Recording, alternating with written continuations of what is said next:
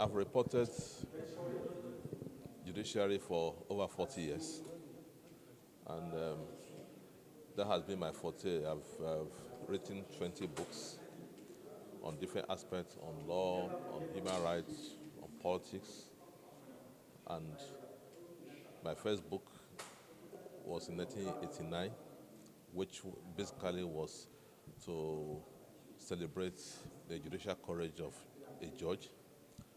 And I believe that just as you have very upright judges, you also have some very bad ones. So, and you cannot just write books praising the good ones, but it's necessary to document the bad ones, and that's exactly why I wrote this book. I wrote this book in 1986. That's the first draft of this book, and until it was published in 2017, but which didn't release because of the tension in the Zawa Kataf and Southern Kaduna. I believe that, in my speech, I was making reference to what two old judges told me, that after God is a judge, because they determine whether you live or die. So, and that's why it is very important that when judges sit on a case, just like Lord Dennis said, that when a judge sits on a case, he himself is on trial. And that's why it is important that whoever holds that kind of position is a position of trust. And many people say that judiciary is the last hope for the common man. Of course, and people must have that confidence, because justice is rooted in public confidence. And that's why this book has come. And of course, because I'm a legal historian, and I document history. And it's not only for today, but for future generations.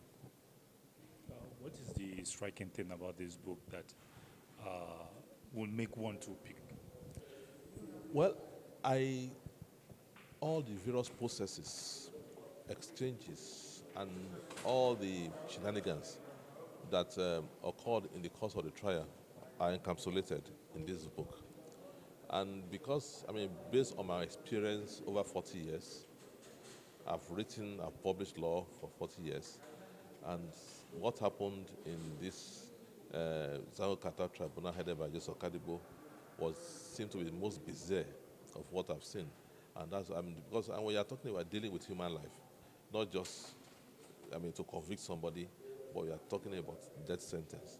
And that's why I felt it's important to document this, not necessarily in terms of showing the judicial perfidy involved, but also to contextualize it in terms of what actually led to all this crisis in Zago Kataf.